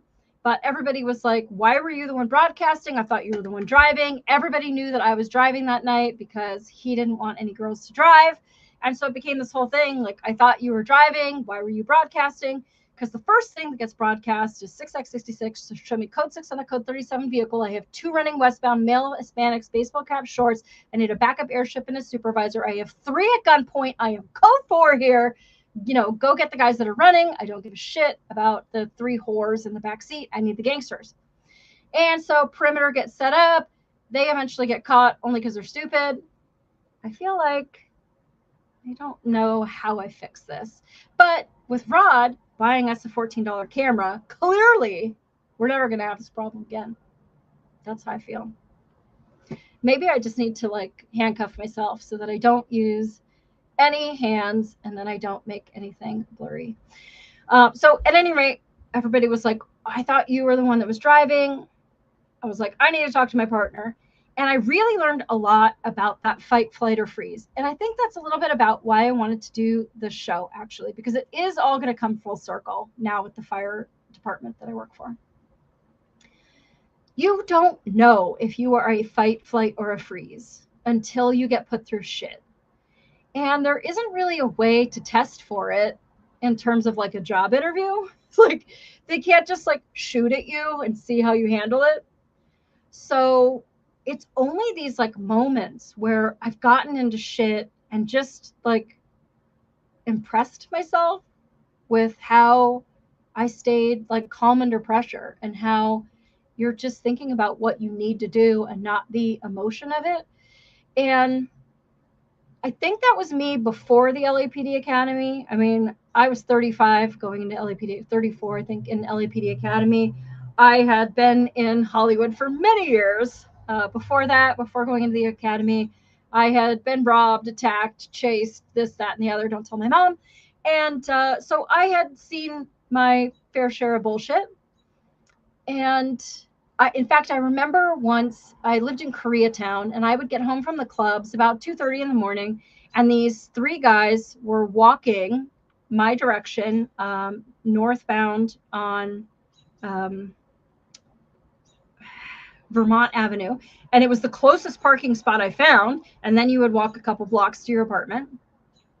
I had this huge like Cher wig on for whatever reason, this big curly black wig. I don't know why I was wearing it. And crazy high heels. And I had taken all the pins out of the wig, but I still had it on my head because it's one less thing to carry. And these guys are walking up to me and they're drinking out of a brown paper bag. And you know, this is trouble. And I don't have running shoes on and I'm blocks away and I'm in the, it's like 3:00 in the morning. There's nobody on the fucking street but me. Nobody's going to hear me yell. And so they come and flank me on the sides and put their hands on my shoulders. And they're like, you know, talking to me in Spanish saying, you know, come on, we're going to go party. And they're trying to push me into the alley. Well, I know what party means. It means an assault. And so I better think quick because once I'm in this alley, like I'm not in view. I mean, it's 3:00 in the morning. Nobody is driving on Vermont at that moment, but it could happen. And I'm safer there under the streetlights than in the dark alley. So I have to think really quick. And so anyway, I just ripped my wig off. This is like years before I got dared to be in LAPD. I mean, I had watched some 21 Jump Street, but like, it's not like I thought I would ever be a cop. And so anyway, I ripped my wig off and I was like, LAPD Vice, I am not looking for you tonight. You keep walking or you're going to spend the night in jail. And I think they were more freaked out about a woman removing her hair than about anything I said in English. And so, and they were drunk. And so I think they kind of like freaked out and they just started running, thinking that, I don't know, I was a tranny or that they were going to get arrested or something. But it's like, things like that. I remember one time I was getting robbed. I worked the door at some nightclubs and I was getting robbed at the front desk. And the guy goes to grab the money and turns. Now he's not paying attention to me. And so I just grabbed it back. And then he just like, he didn't know what to do. And he just kept running. It's like that kind of shit that makes me feel like, you know what? I trust myself. Like when the shit hits the fan, I trust myself. And I've definitely been with partners that are like right in there with you. And Randy, for me, is one of those people that I would trust with my life. And I just love him forever. And we will be best friends forever.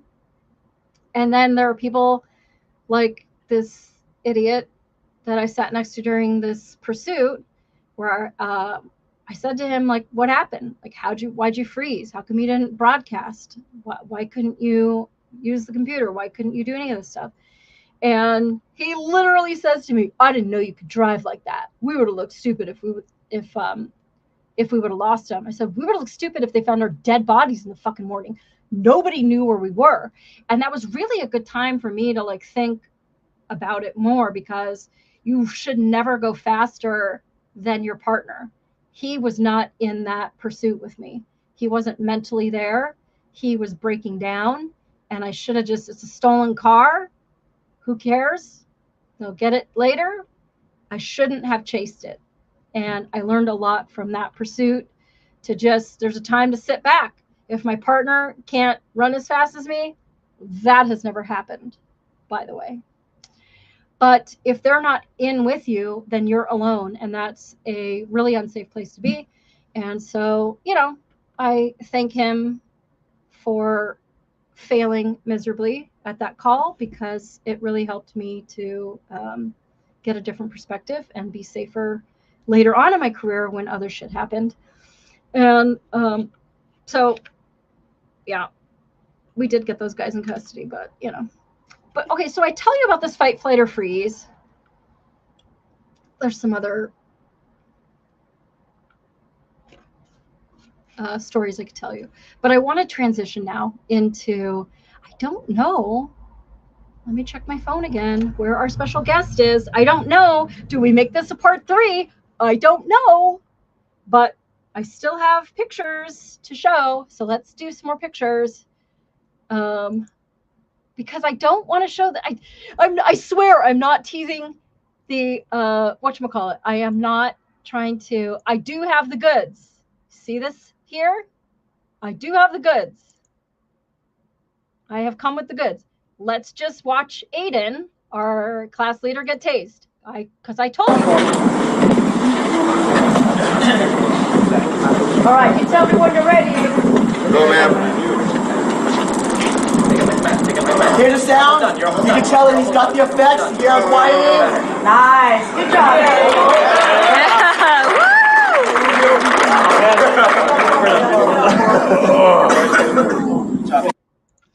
All right, so that's my best friend Etsy, and then Sam Leon that I went through gangs with, and then Cathcart on his other side holding him up, because when you are getting tased, it is totally involuntary, and you is going to fall down. And so they're holding him to make sure that he doesn't injure himself while he's falling. Everybody gets held up. Anyway, I have the Taser videos. I just don't want to show them until our special guest comes, but I don't know where our special guest is. So I don't know. I'm just going to blow through the fire stuff because I don't need him for that. And then we'll come back to my academy days. And hopefully we'll get some satisfaction with those Taser videos. All right, now I'm just going to open up my shits. So long story short, I guess we can go into Grand Rapids.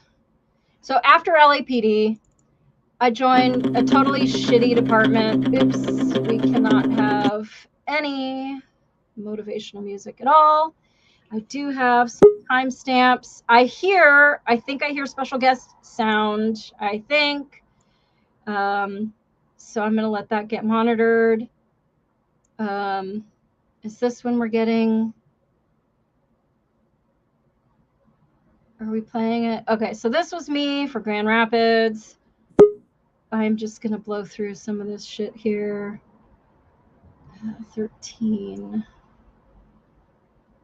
40. So I went through a truncated academy for this. It was called a lateral for LAPD, but I went through an 8-day academy and then 6 months through the Grand Rapids Police Department. There's me fighting some fucking thing. And so we're learning how to do searches and commands and laws and tactics and driving and all this kind of stuff. And this is too long of a video to even give a single shit about. Oh, that was my best friend from the academy. I'm not even going to say his name because you want to know why? Because I just saw him on Facebook last week. There's me learning how to fucking talk to people. And I just saw him on Facebook and he has a different name. Like he changed his name. So I don't know if he's going through some shit. He's not answering my phone calls. I've left him some voicemails. I hope that he's doing all right. And so I don't know what he's going through. But at any rate, so this was a whole This is the day that we got pepper sprayed. That's when I'm pouring a bucket of shit. And then somewhere in here is me doing a shooting test and whatever. Who cares? That place sucked. So, all right. I got to check this shit out. Ben, can you tell me, did we have my special guest? I heard in the background that somebody came on the StreamYard. Can you tell me if that was Becky Lou is behind? You can always watch me at 2x speed, Becky. I feel like I'm funnier at 2x speed. You can let me know. I'm not sure. No, that was you. Come on. Where's my special guest? I mean, we could do I booted myself and rejoined. Well, welcome back. You teased me, though. Okay, so let's go through the fire shit.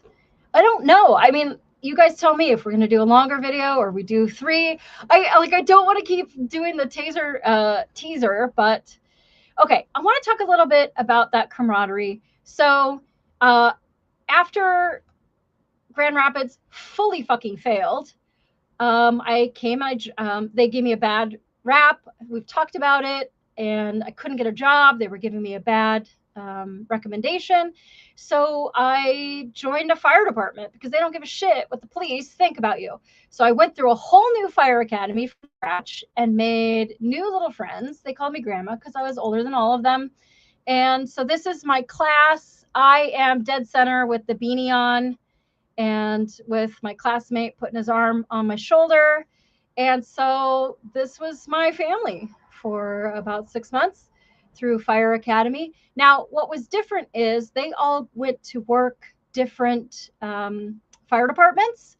And so I don't really get to see them anymore because like LAPD, we all work LAPD.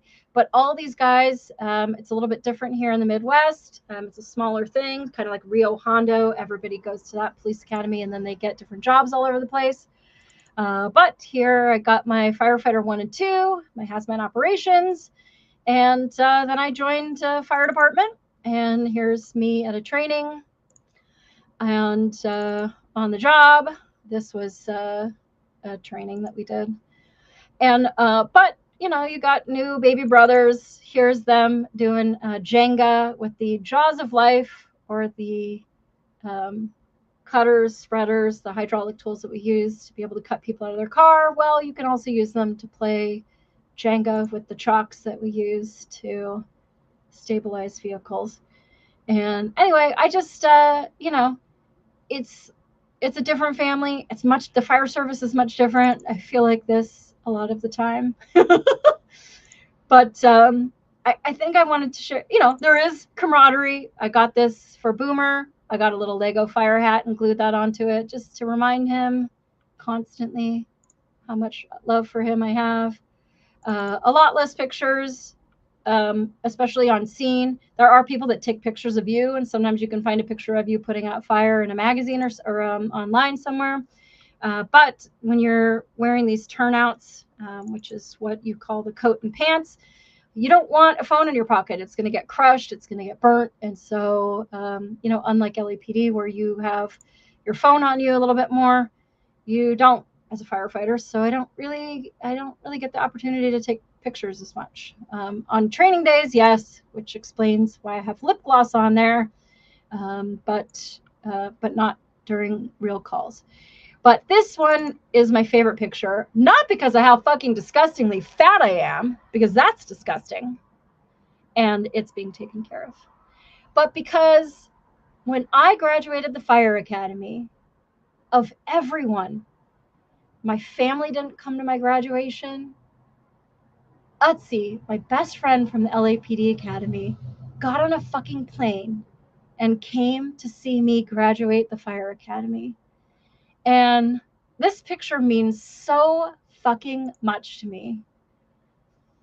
I can't explain. Like there's camaraderie and brotherhood and all that stuff that you can say, but I don't see it in the fire service like I saw it with LAPD.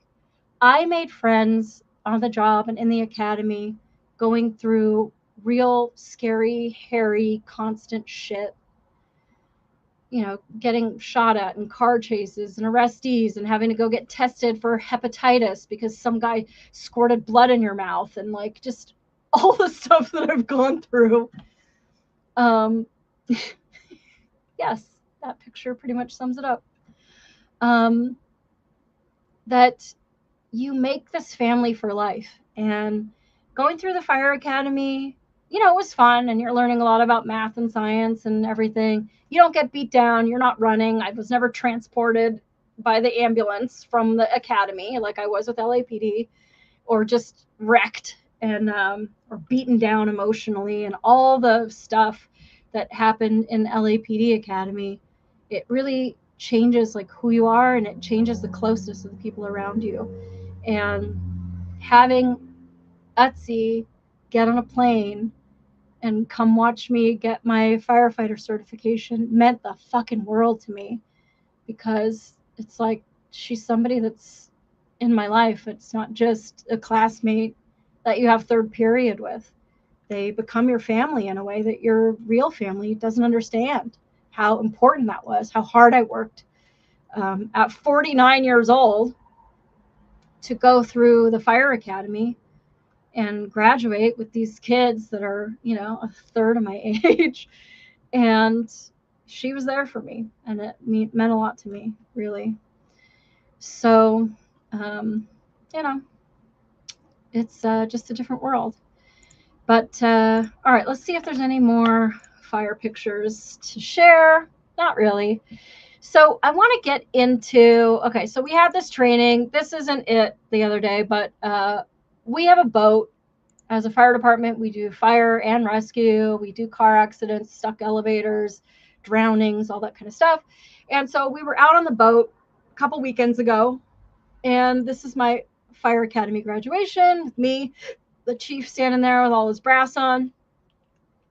And this is murky because I'm making it too big. This is Boomer, one of my favorite fucking people. Matt Price is like the most patient person in the world. Put me through, well, I put him through some hell when it came to Bible study. Fucking favorite guy. But at any rate, and Matt McCormick, trust that guy with my fucking life. This is my baby brother. Love him. So, okay, anyway, I just want to talk about Becky for a minute. I am the only female firefighter at my fire department. Becky used to be a firefighter, paramedic. She now does emergency operations. She has a fucking heart of gold. In fact, I'm going to try to get Becky on to do a show. She is all about animals, and I have a show in the works with Becky to talk about first aid for animals and first aid for humans, when to call 911, all that stuff, because unlike me, she has all that experience of riding an ambulance for years and years and seeing crazy, chaotic shit. So now, a couple weeks ago, we are doing a training. And some of the trainings we do are dangerous. You know, I mean, certainly people can get shot during training, you know, severely injured, blah, blah, blah. We're doing a boat training. It shouldn't be that big of a deal. And Becky has offered her Saturday to come over and be our dead body that we have to keep pulling into the boat. She's not dead. Dead bodies actually don't go in the boat with us. If you ever see us going to shore with somebody that doesn't go in the boat, they're either too dead or too fat. So put that in your bonnet. But Becky has offered her Saturday to be our victim, to get yanked into the boat. I'm the first one that pulls her up. All goes well. There's a whole like thing to it. Anyway, I lifted her with my legs because those are stronger than my biceps. And she flopped into the boat like a little fish, looking all cute in her little swim outfit. Her underarms were just getting wrecked. And she's getting yanked, firefighter after firefighter. We're all pulling her into the boat. And she accidentally gets dropped by somebody who did not drop her on purpose. It was not a joke. It wasn't that they weren't strong enough. Shit happens. So we were too shallow. It's a whole thing. She had said something a couple of times, but now you're in it. And she fell and broke her leg. And I am the only person on the fire department. Actually, no, there's one other guy Max. We'll get into him because I had to yell. Max and I are the only ones that are not EMT trained. We are the only ones that don't ride an ambulance, the only ones that don't know if the shin bone is connected to the knee bone. And with Becky, it kind of wasn't anymore. She got fucked up. The problem is, Becky has been like the butt of jokes for so many years. She fell. I'm on the shore at this point. I'm making fun of her. We're all making fun of her. Max falls backwards in the boat. He's wearing these American flag shorts. I scream Murica. Everybody's laughing. It's a good time. But Becky gets this real serious look on her face. She's all pissed off, and she wants two firefighter paramedics to come and rescue her from the water. But like, they don't have swim shorts on. They're not going into the water to come get her. And so I just, there wasn't even a thought. It was like, you got to go grab Becky. So I run into the water. McCormick, my baby brother, he's on the other side. And we just scoop her up. And McCormick has a real job. He and I are volunteer firefighters. We don't work 24-hour shifts as firefighters. We are volunteers, which means we make a lot less money. And so we are the ones that carry her out of the water and set her down. And I grab some towels and I just start treating her for shock and all of these things. As she wants the two firefighters to come get her. And sort of like you would do as a cop, is like, I know what you want, but you're not getting that. So let me just woosha you into doing what I need you to do and pretending that you're getting what you want, but you're not getting what you want. They're not coming in the water. They have leather boots on. I'm barefoot. I'm coming to get you. And so she wants them to come. And we're like, yeah, of course. Yeah, I'm bringing you to them right now. Like, that's not what she said, but it's what she needs. So I bring her to them. And long story short, the ambulance takes her away. And I left that day, of course, feeling awful for Becky because, I mean, she's a superstar for donating her time to us losers and letting us flop her into the boat over and over and over again. But also, you know, she's as old as I am. She's like 54. And a break like that can be a really catastrophic big hair tsunami. Sir, ma'am, zer. What is this that I'm seeing over here on Pilled, sir, with gifting an EMP? Like, you're not going to make me cry 2 weeks in a row. It's not going to happen. So you better, I can't believe you. Thank you. For those who don't know, I'm Pilled. That is a really, really generous, I fucking don't deserve it, tip from Big Hair Tsunami, who is a fucking legend on the internet. Everybody calls you a man. I don't really know. So when I hear Big Hair Tsunami, I think of like an 80s hair metal like guy who's just like totally rocking. That's what I picture. So when I hear Big Hair Tsunami, I just picture a total like awesome hair rocker. That's how you look in my mind. I feel like you should send me a picture of you. I will trade my gifted EMP for a photo of you.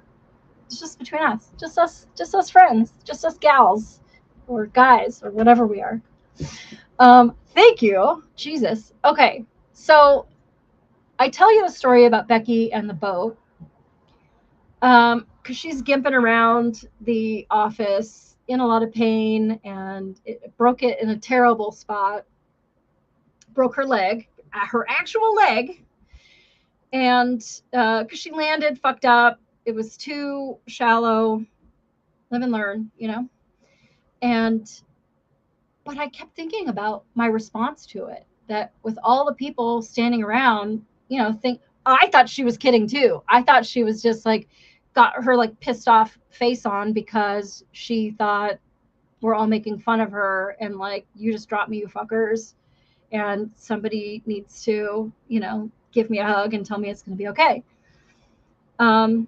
Even though I did think she was kidding, I still addressed her needs, and I'm not saying that I'm awesome. I'm not saying that I'm awesome. Big Hair Tsunami thinks I'm awesome. But just to say that in that fight, flight, or freeze, when the shit hits the fan, like, I just jump into action. And it's in a way that I really like about myself. There's not a lot of things I really like about myself. But I think I just like knowing that I am equipped to handle bullshit. And so for that reason, I think I want more bullshit in my life. I so miss LAPD. And not every day was, being a canary in a booby-trapped house, like with wires going up into the ceiling and pressure plates and timers, and because that happened. But, or having the gangsters roll dumpsters behind your car to pin you into a complex because they're going to shoot at you and they don't want your car getting out. That doesn't feel very good. Or any of a myriad of fucking things that have happened on LAPD, but there's just a certain amount of, like, I have like a trust for myself when I see myself go through shit and help somebody through it. And so I think what I was teasing last week that I wanted to talk about is that I think I'm going to ask my boss if he'll put me through EMT school, and ride on the ambulance and be able to help people again. I don't feel like being a firefighter helps people in the way that I need to help people. I break a lot of their shit. I eat a lot of horny housewife baked goods. And we do a lot of training. And we do a lot of waiting. And then we crawl around for a few, and I huff and puff, and I'm like, God, I'm old and fat. And although I do need to do something about that to be a better firefighter, I think being an EMT would mean a lot to me. It's a little bit scary because I don't know that he would trust me in that way.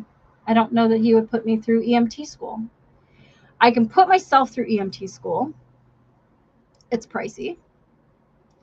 And in the end, if I don't then use that certification to work for him, he's going to be butthurt, even though I wanted him to put me through EMT school so that I could work for him. So it's a little bit complicated and it's a little bit scary. And, I'll be 52 in like 3-4 weeks. So is this really time for a career change when, like, I'm literally watching my LAPD friends about to retire with 6 figures, and I'm going to be getting sprayed with hepatitis blood for like $17 an hour? Like, I think so. I think that's sort of like the next thing that I want to do. There's a bunch of young kids who just got put through EMT school. Love these guys so much. The guy that was doing the Jenga with the hydraulic tools is a kid that I can see being my new like bestie on the job. Love that kid. And I know he would help me to study. It's really outside my like understanding. There's a lot of mystery that involves, I've been on the back of an ambulance many times with people screaming at me and calling me a dyke, but never in a position to help them with medical issues. I don't know anything about the medical world at all. I know that there are owies that go to the hospital and owies that don't go to the hospital. And, a lot of what an EMT does is like, how long has that been happening and what are your symptoms and all that stuff. And then once they need medication or have a bone sticking out of their skin, like, you pass it over to a paramedic. So it's not like a full medical license. It's just a taste to be able to help with some of the basic life safety stuff, life-saving stuff. And I miss helping people in that way. And so, I don't know. I think it's going to be like a really vulnerable thing to go to my boss and be like, hey, will you put me through whatever? And he's going to give me shit because that's who he is as a person. And I'm going to stand there anyway because that's who I am as a person. So, I don't know. We'll see. So, Rachel from Blade Runner. Do you like our owl? And so, I don't know. We'll just see. But at any rate, that's kind of the secret that I have. And I would hope that Becky would help me through that process. She's a kick-ass when it comes to any medical stuff. I always go to her and go, what the hell was that 911 call about? So she knows everything, and I'm hoping to get her on. And maybe since she has a broken leg, she doesn't have a whole lot to do on a Friday night. But I've got a lot of shows in the works, and I feel like we're kind of getting like a little bit more of a swing. I feel like when we just started, it was like just my friends and I laughing at each other. And I feel like I'm trying to provide like more quality content. If you feel that way too, there's some thumbs for that. As Becky Lou was saying, she came on Rumble and on YouTube for a gold star. You were my gold star student, Becky Lou. I know, I feel like I've got more stories. I've always got more stories, but we're at 2 hours. And so I'm not really certain. I guess I'll hear from the chat. Let me check my phone again to see where this fucking guy is. I don't see him. So I think I'm going to end it here because I want to do the rest of the academy and I want to talk with him, but obviously something detained him. Let me go to Instagram where I would have talked to him. See? He saw the link 3 hours ago, but then he didn't join. So I don't know. What the fuck, bro? That's not me texting. I know that's my moderator texting as if it's me, but that's not me. What the fuck, bro? I was not texting. See? Are you saying what the fuck because you need these Taser videos? Because I could play another Taser video. I'm not going to play his Taser video, but I will play another Taser video to. I don't even. Shit. Okay, this one's stupid. Because they're literally saying that because women give birth, that they can take the Taser, which is so fucking dumb. Where is that video? I don't remember which one it was. I think it's this one. We'll watch a girl get tased. This isn't a good one, though, because she could perhaps have a personality disorder. It might be, I think it's this one. Okay, let's see Cross go. I liked her.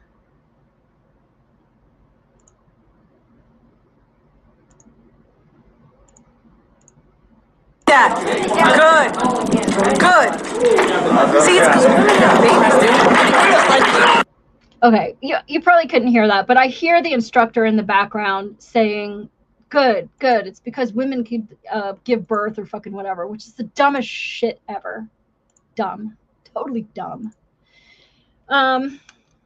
We'll talk about the whole Taser thing, but there was a whole thing where, like, they want you to ride it for 5 seconds as if it's some kind of, like, rite of passage. And I don't want to talk about the 5-second club tonight, so we'll talk about it another time. Am I doing a third part of this shit? I swear I wanted to get through these Taser videos, but I also want to bring my classmate on. And I don't want to do this shit without him because I want him to tell you about the 5-second club. So what do you guys think? Take a little unofficial poll here. It wasn't texting, it was sexting. Very different. Becky Lou, are you catching up? Are you just watching that guy screaming at me in the back of the ambulance saying, keep sexting, you stupid ass bitch? Because that was a good time. Okay, we've got yes, part 3, Rod says. Okay, good. Because it's 10 o'clock and I don't want to keep you guys up for too late. And I just feel like there's a lot of added value talking to one of my actual classmates. And we might actually be able to bring on some other classmates. Because I didn't, as soon as he said he was going to come on, I trusted it. But I have been Blue Falconed on my own show. Part 3 would be great. 3rd time's the charm. Okay, I don't know. We might take a week off. And here's why. Charlie Kirk thing, this whole Tyler Robinson thing is really getting out of hand with the whole preliminary trial. And I feel like there's a lot that needs to be dispelled. How a preliminary hearing works and held to answer and all this stuff. The prelim is going to be well done by this Friday. And I have friends that are totally on board with the Fed slop, that think he's alive with a Mai Tai in his hand, and that are just like fucking question everything. So I think I would like to put together a panel to talk about the evidence. And I have found a lot of holes in their investigation so far, evidence that I would want to see as a juror, and evidence that as a detective, I better damn well bring to the table if I expect to get a conviction on this. I've seen some real sloppy police work. And then there's a lot of conflicting evidence that we can talk about, and what means what. For instance, let's talk about the text messages just real quick. I'm not going to go through the text messages. Yes, they're weird, blah, blah, blah.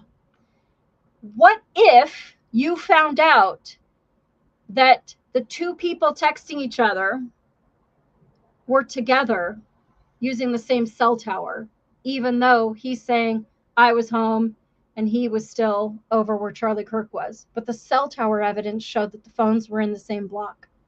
Wouldn't that be important? They didn't bring up any cell tower evidence. If you change your mom's name to Elvis in your phone, and she texts you, what's for dinner tonight? You can't then say that you were talking to fucking Elvis, but the text message is going to look like the thread is with fucking Elvis. So just that you're showing me a screenshot, we'll get into Celebrate and all this stuff, but I think it could be a good show. I think, one, I mean, obviously this is like a case that nobody ever wanted to see, but are they really trying to get him held to answer? Or are they doing a really sloppy job? Because his defense should be asking some questions that is not being asked. So I think this would be a good show, if for no other reason than to make you sound a lot smarter with all the people that fucking know everything.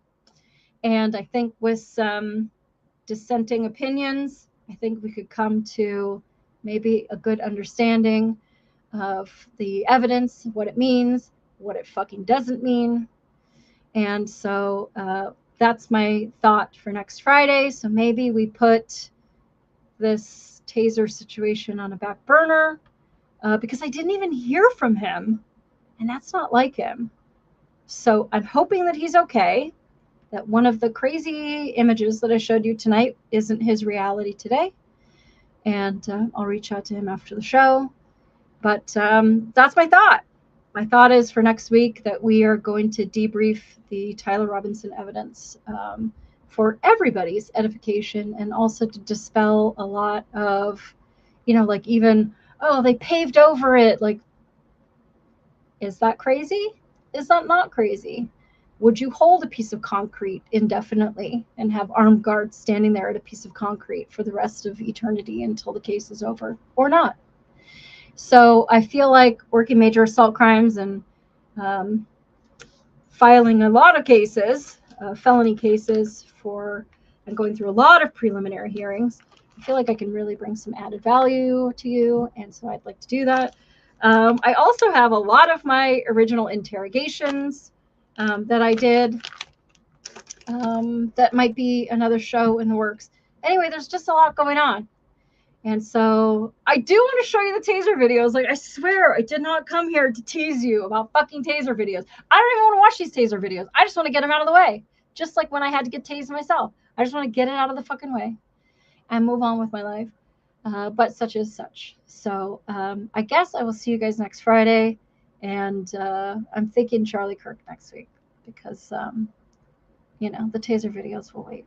If you demand a Taser video, I will send you a good screaming Taser video right to your inbox. So you can email me at mollysleuth@gmail.com, and I can send you pictures of dead bodies too, if that's what you require in this world. But otherwise, I love you guys. Big hair tsunami. Fucking love you, dude. Dudette. Whoever you are, mystery person. And thanks, guys, for spending another fucking Friday with me and letting me vent a little bit. It was a good job. But there's a future ahead of me, and it might be on an ambulance. We'll see. thank you so much, Big Hair Tsunami, for reminding me. Thank you for the phone and for the can. I have to release the pills. So let me go over to release the scratch offs. Scratch and released. Okay. Okay. Good. See? Big Hair Tsunami. That's not a rocker, but that is kind of how I picture you. With just being like some cool fucking guy that I would love to hang out with. Okay. Love you guys all, and I will see you guys next Friday. Help me, Obi-Wan Kenobi. You're my only